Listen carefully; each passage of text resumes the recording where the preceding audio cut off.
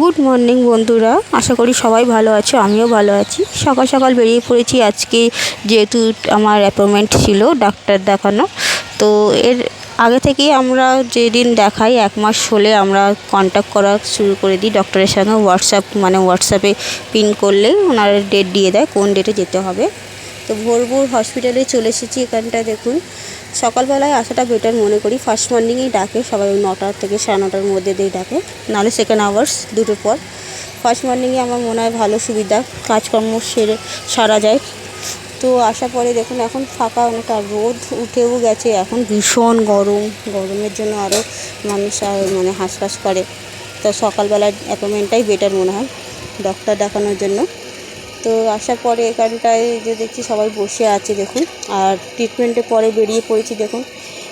আজকে আমার এখানটায় ওয়্যার চেঞ্জ করেছি, আর কি দুটো এটা রাবার ব্যান্ড টাইটিং দিয়েছে ওপরে।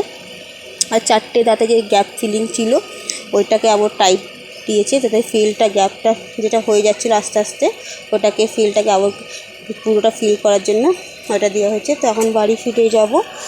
তো এই ট্রিটমেন্ট চলছে, এখনও 2 মাস লাগবে, হতে 2 থেকে 3 মাস। তো ভালো লাগলে ভিডিওটা অবশ্যই লাইক আর সাবস্ক্রাইব করে দেবেন। আর কোনো কিছু ইনফরমেশান জানার থাকলে অবশ্যই পিন করবেন, আমি কমেন্টের আপনাদের অবশ্যই রিপ্লাই দেবো। তো ততদিন ভালো থাকুন, সুস্থ থাকুন। সব মর্নিংয়ে এসেছি, একদম খাবো কিছু খেয়ে তারপরে যাব, বাড়ি ফিরে যাবো। খেয়ে কিছু ভীষণ প্রেশার একটা মনে হচ্ছে, কেন টাইট দিয়েছি ওয়্যারগুলো। যখনই টাইটিং দেওয়া হয় ভীষণ একটা প্রেশার একটা মুখের মধ্যে মনে হয়, ভীষণ কষ্ট লাগে, এটা চাপের থাকে। প্রায় 15 দিন 16 দিন পর থেকে তারপর একটু রিলিফ হয়, ততদিন পুরো একটা চাপে থাকে যেন।